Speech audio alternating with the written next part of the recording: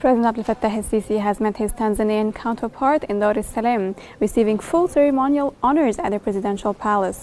ካይሮ አዲስ የፖለቲካዊ ሴራ ጀመረች። ምስር ራስዋን የናይል ጠበቃ አድርጋ አቅርባለች። እውን ግብጽ ኢትዮጵያን በወታደራዊና በዲፕሎማሲያዊ መስክ መወዳደር ትችላለች ወይ? ይህ በአፍሪካ እጅግ ወሳኙ ጥያቄ ነው።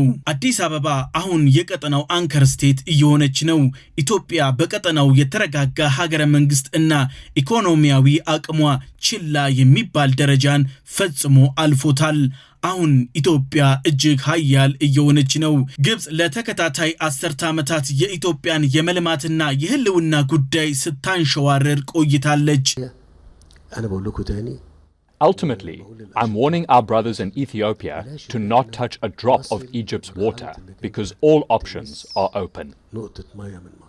ኢትዮጵያ ውሾች ይጮሃሉ ግመሎች ይሄዳሉ በሚል ሀገር በቀል ብሂል ስትመራ ቆይታለች። ኢትዮጵያ የቀጠናውን ሀገራት በኃይል እያስተሳሰረች ኢትዮጵያ ጎረቤቶቿ ያለ እሷ አንድ ቀን እንኳን ውሎ ማደር ፈጽሞ የማይችሉበት ደረጃ ላይ ደርሰዋል። ኢትዮጵያ ግብጽን እየበለጠቻት ትገኛለች። Over the years, Ethiopia has insisted the dam, the electricity it produces, and the jobs it will generate will benefit the entire region. ቀጠናውን በኤሌክትሪክ በንግድ በትምህርት ዘርፈ ብዙ ግንኙነቶችን በመዘርጋት የተረጋጋና ተራማጅ መንግስትን ኢትዮጵያ በማቆም አሁን የቀጠናው አንከር ስቴትነቷን እያረጋገጠችም ጭምር ነው። የኢትዮጵያ ኢኮኖሚ እጅግ ተነቃቅቷል። IMF እና ወርልድ ባንክ እንኳን ሊደብቁት የተሳናቸውን እድገት ማስመዝገብ ችሏል። Ethiopia's economy is performing better than expected with strong growth, higher exports, improved revenue collection and rising foreign reserves. The ECF program, worth about $3.4 billion in total, is designed to support Ethiopia's homegrown economic reform agenda, which aims to correct macroeconomic imbalances and lay the groundwork for private sector-led growth. የነብርና የአቦ ሸማኔን ፍጥነት አሁን የኢትዮጵያ ኢኮኖሚ እያስከነዳ ይገኛል። ኢኮኖሚያዊ እርምርታ ላይ ኢትዮጵያ ትገኛለች። ኢትዮጵያ ኮይሻን ጨምሮ የኃይል አቅሟን በእጥፍ እያሳደገች ነው። አሁን ኒውክሌር ላይ ደርሳለች። ምስር ለዓመታት ደከመኝ ሰለቸኝ ሳትል የናይልን ትብብር ጥሳ ስትወጣ ረቅጣ ስትፈረጥጥ ቆይታለች።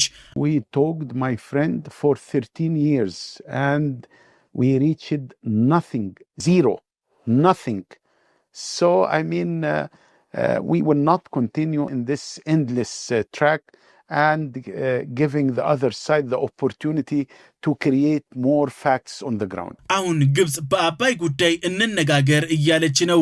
ፍትሃዊ ያልሆነ የአንድ ወገን ውሳኔ ተላልፎብኛል እያለችም ትገኛለች። ውሃው ከተነካ ጦርነት አውጃለሁ ብትልም ግብጽ ምንም ማድረግ ሳትችል የህዳሴ ግድቡ 100% ተጠናቋል። አሁን ኢትዮጵያ ሌሎች ግድቦችን እያቆመች ትገኛለች። ግብጽ ተደራራቢ የተባለ ኪሳራዎችን ተከናንባለች። የግብጽ መንግስትና ህዝብ አይንና ናጫ ሆኗል። የግብጽ መንግስት ሄክታጎንን ገንብቶ ከህዝቡ መራቅን መርጧል። ግብጽ IMF እና ወርልድ ባንክ ከልማት ስራ ውጪ ተይ እያሏትም ይገኛሉ። ኢኮኖሚካል ሪተርን የሌላቸው ስራዎች ይቁሙ፣ ሙስና ይቁሙ፣ ቅንጡ የተባሉ የጦር መሳሪያዎችን መግዛት ግብጽ አሁን ማቆም አለባት ሲሉም ተናግረዋል። ግብጽ ግን ይህንን ልትሰማ ፈጽማ አልቻለችም። Egypt's economic crisis has been going on for years with soaring inflation rates and a severe shortage of foreign currency, and the gap between official and black market rates has been huge. Many Egyptians say the rising cost of living is a nightmare. ግዙፍ የተባለ ኢኮኖሚያዊ ድቀት እና ብድር የምስርን አንገት አግቡጦታል። ግን አልሞትኩም ተጋዳይ ነኝ እያለች ትገኛለች። ምስር በሚኒስትሪ ኦፍ ዋተር ሪሶርስ ኤንድ ኢሪጌሽን በኩል የግብጽን አዲሱን አቋም ግልጽ አድርጋለች።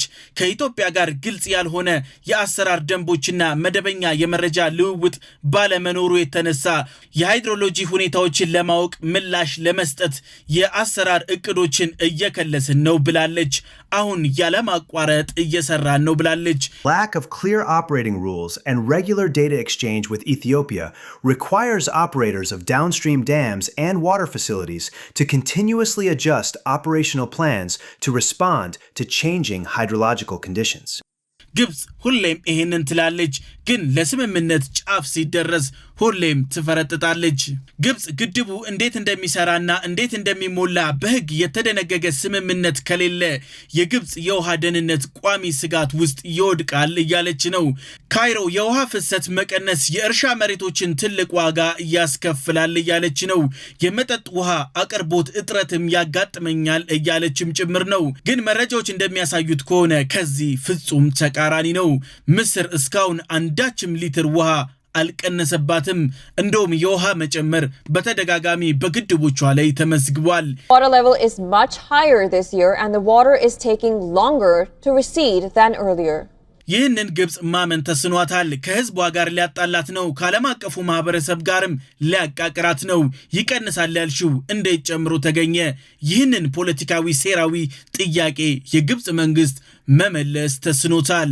ካይሮ በቀድሞ ፈረሶቿ በሻቢያና በህዋት በመታገዝ ሙሉ በሙሉ የግድቡን ስራ አኮላሽታው ነበር ከሪፎርሙ በኋላ ግን ብዙ ዲፕሎማሲያዊ ጫናና ብዙ ገንዘቦችን ወጪ ከተደረገ በኋላ ኢትዮጵያ $20 ቢሊዮን በላይ የማይታወቅ ዕዳ ከፍላ ግድቡን ወደ ነበረበት መልሰዋለች ከብዙ ንትርክ ከብዙ ጭቅጭቅ አታካች ድርድሮች በኋላ ክሱ ቀርቶ ባለፈው ሳምንት ነው በ450 ሚሊዮን ዩሮ የተስማማ ነው ምን ማለት ነው ይሄ ከ20 ቢሊዮን ብር በላይ ማናቀው ዕዳ ወደቀብን ማለት ነው በመጨረሻም አሳክተዋለች ግብጽ ሁለተኛ አማራጯን ተጠቅማ በገንዘብና በጥቅም የተገዙ ዶናልድ ጄ ትራምፕን በመጠቀም ድርድር ላይ ጫና ለመፍጠር እየሞከረችም ጭምር ነው ድርድሮቹ ላይ ጫናም ስትፈጥር ነበር አሁን ደግሞ ጫናዋን በአዲስ መንገድ መሄድ ጀምራለች ዶናልድ ጄ ትራምፕ የአፍሪካ ጉዳይ ውስጥ ዘለው በመግባት እሳት እየጫሩ ይገኛሉ የመካከለኛው ምስራቅን እሳት ማብረድ ያቃታቸው አሁን ደግሞ በአፍሪካ ውስጥ ተከስተዋል Egypt, Ethiopia, that's a beauty. They built a little dam in Ethiopia that's like the largest dam in the world. And it affects the water going to the Nile. Would you say that's a problem? I would say that's a big problem. ትራምፕ ምንም አይነት የሞራል ተጠየቅ የሌለባቸው መሪ ስለሆኑ በገንዘባችን ነው የገነቡት ሲሉም ተናግረዋል ኢትዮጵያ ታላቁ የህዳሴን ግድብ ስትገነባ ከየትኛውም የውጪ ምንጭ ብድር ወይንም የገንዘብ ድጋፍ አላገኘችም ኢትዮጵያ ያሳካችው በህዝቧ ቀና ትብብርና ጠንካራ ቁርጠኝነት ነው ልጆቿ በአንድነትና በእኔነት ስሜት ብቻና ብቻ ያሳኩ ነው ከሚበሉት ቀንሰው እውን ያደረጉትም ጭምር ነው ግን ማፈሪያ ያጡት ዶናልድ ትራምፕ እንዲሁም በሴራ የተሞሉት አልሲሲ አሁን ኢትዮጵያ ላይ እንደ አዲስ መዝመት ጀምሯል መግለጫ በመግለጫ ያደረጉትም ጭምር ነው ታላቁን የኢትዮጵያ ህዳሴ ግድብ የገነባው ዋና ድርጅት የሆነው ዋና ስራ አስፈጻሚ ፔትሮስ ሳሊኒ ፕሮጀክቱን የደገፈ ዓለም አቀፍ አበዳሪ ተቋም እንደሌለ አረጋግጠዋል This project do not come easily There has been so many enemies, so many against it, so difficulties even to find the money, because it's easy when you have the money. It's easy to make things when you have the money. When you don't have it, it's much more difficult. When you have to ask to the people to take something out of their food, to give an help for the country and to think for the future. This is where it's difficult.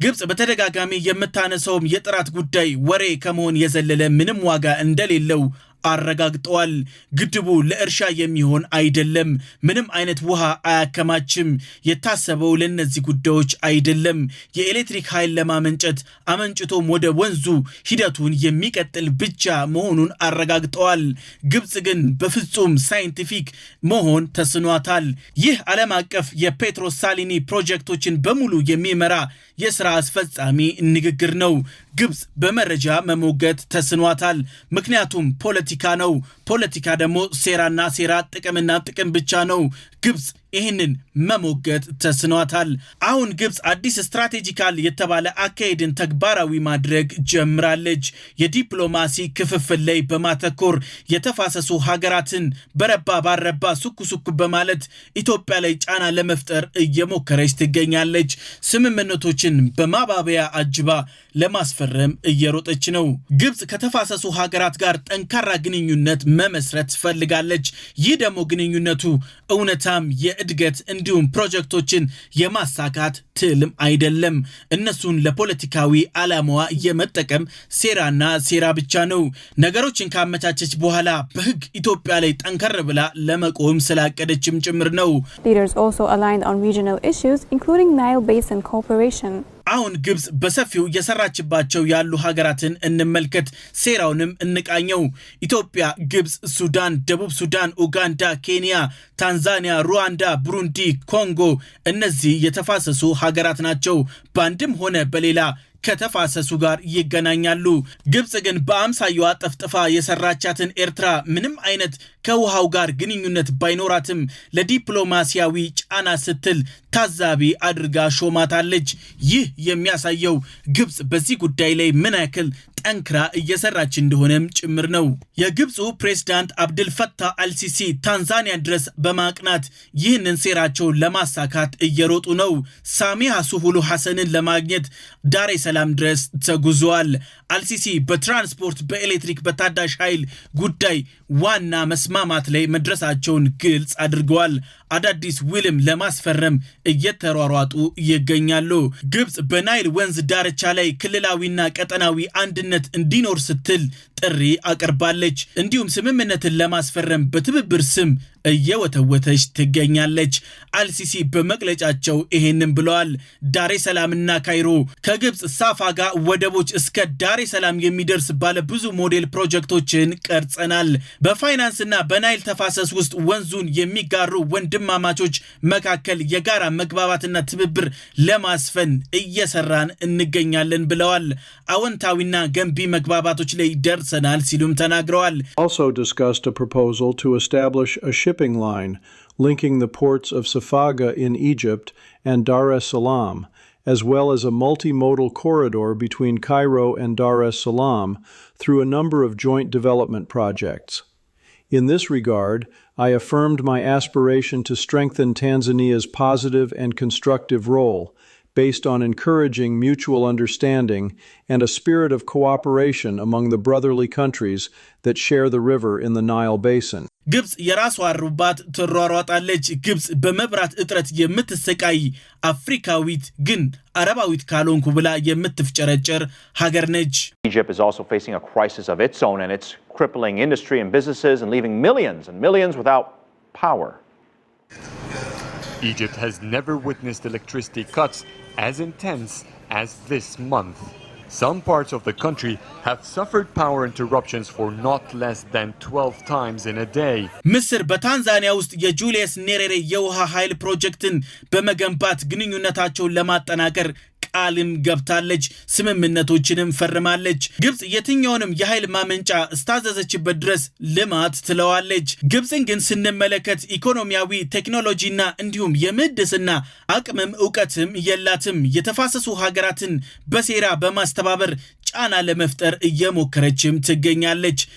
Highlighting the Julius Nyerere Dam as a model project. Agreements were signed on transport, electricity and renewables, while discussions covered food security projects. የዛሬ 2 ዓመት እንኳን ብንመለከት ለጅቡቲ የተገባላት የኃይል ማመንጫ እስካሁን ድረስ አንድም ነገር ሊታይ አልቻለም። ዋና ዓላማው ኢትዮጵያ ላይ ዲፕሎማሲያዊ ጫና ማድረግ ብቻ ነው። ይህ የግብጽ ዓላማ ነው። ሌሎቹ ግን ሳክስ በሚባል ደረጃ የሚጠሩ ናቸው። ምስር የውሃ ክርክሩን ክልላዊ ተጽዕኖ ስር እንዲወድቅ እየጣረች ትገኛለች። በዓለም አቀፍ የህግና የግልግል መድረኮች ላይ እንደ አዲስ ለመከሰት እየሞከረችም ትገኛለች። ቀድማ ግን የተፋሰሱን አባል ሀገራት ለማሳመን እዚህም እዛም እየተሯሯጠች ትገኛለች። ግብጽ ይህን ስትሰራ በሌላ በኩል ደግሞ ሌላ ማቅዳለች። ኢትዮጵያን በውስጥ ችግሯ መጥመድ ይህ የግብጽ አንደኛ ስትራቴጂ ነው። ኢትዮጵያን በውስጥ ጉዳዮች በመጥመድ በዓለም አቀፍ የህግ መድረኮች ላይ ለመዘረር የታለመ ሴራ ነው። ግብጽ በኢትዮጵያ ውስጥ በትጥቅና በህቡ የተደራጁ አካላቶች አሏት። አሁን በሰፊው እየረዳቻቸው ትገኛለች። ሱዳንና ኤርትራንን በመጠቀም ቀውሱ በደንብ እንዲፋፋም እየሰራችም ጭምር ነው። የምዕራባውያን ሀገራት ትራምፕን ጨምሮ ታላቁ የኢትዮጵያ ህዳሴ ግድብ ጉዳት እንደሌለው ፈጽመው ያውቃሉ። በግብጽ ሴራና በኢትዮጵያ የመልማት አጀንዳ መሃል አፍሪካዊ ህብረት ስለሚዳከም ብቻ የአፍሪካንን መከፋፈል ሁሌም ስለሚደግፉት ነው። የሃዮች በረት መፍረሱን የሚመኘው ሁልጊዜም ጅብ ነው። ቤተሰቦቻችን በዚህ ላይ ምን አስተያየት አላችሁ? በኮሜንት አሳውቁን። የግብፁ የውጭ ጉዳይ ሚኒስቴር በድር አብድላቲ በቅርቡ ባለ አረቢያና ባል ሐውዳስ ባደረጉት ቃለ ምልልስ ይህንን ብለዋል። የናይል ውሃ ጉዳይ ለግብፅ የህልውና ጉዳይ ነው ሲሉ ተናግረዋል። ይህ ንግግራቸው የሚያሳብቀው ይህንን ነው። ግብፅ ለአባይ ስትል ምንም አይነት ዋጋ ለመክፈል ዝግጁ ነች። የትኛውንም ታጣቂ፣ የትኛውንም ሽብርተኛ ግብፅ አይኗን ሳታሽ ትረዳለች። ታላቁ የኢትዮጵያ ህዳሴ ግድብ በኢንጂነሪንግና በግንባታ የተሳተፉ ሳሊኒዎች እንዲህ ይላሉ። ዓለም አቀፉ ማህበረሰብ ዩኤንንም ጨምሮ በዚህ ፕሮጀክት ፈጽመው ሊደሰቱ ይገባል። ይህ ራስን የመቻል ጉዞ ነው፣ ልመና ማብቂያው ነው እንደማለታቸው ነው። When we talk about sustainable goal of the United Nations, here is it. ግን ምዕራባውያን ይህንን ፈጽመው ሊሰሙ አልቻሉም። ፕሮጀክቱን የመሩት እንዳሉት ከሆነ ፕሮጀክቱ እውን የሆነው ብዙ ችግሮችን ታልፎ ነው። የገንዘብ ምንጭ ራሱ ሌላኛው ራስ ምታት ነበር። ህዝቡ ከመቀነቱ ፈቶ የሰራው ነው ሲሉ መተማመኛም ጭምር ሰጥተዋል። የምድራችን ሁለት አምባገነኖች አልሲሲ የአፍሪካው እንዲሁም ዶናልድ ጄ ትራምፕ የምዕራቡ የአፍሪካን አንድነትን የመሰረተ ልማት እንቅስቃሴን ተስፋ ቢስ ለማድረግ እዚህም እዛም እየተራወጡ ይገኛሉ። በቅርቡ እንኳን ብንመለከት በጂ7 በፍራንስ ውይይት ላይ የሁለትዮሽ ግንኙነት ውይይት ምክክር አድርገው ነበር። ሁለቱም በአንድ ቃል እንዲህ ብለዋል። በናይል ጉዳይ ላይ እንወያያለን፣ እንደ አዲስ እንመክራለን። አሁን አዲሱ አካሄዳቸውን ግልጽ እያደረጉ ነው። Helping him with a little dam project that I think you were very unfairly treated, if you want to know that, in Ethiopia. But we'll discuss many things, including trade. And we do a lot of business with Egypt, and we'll be discussing that. We'll be discussing the Nile, because the Nile's getting a little emptier than it should be, and that's what we're here to talk about, right? A dam was built in Ethiopia, and it's causing tremendous problems for Egypt, and I'm very aware. I had that deal settled. ግድቡ ግብፅን እየጎዳ ነው ብለው ተናግረዋል።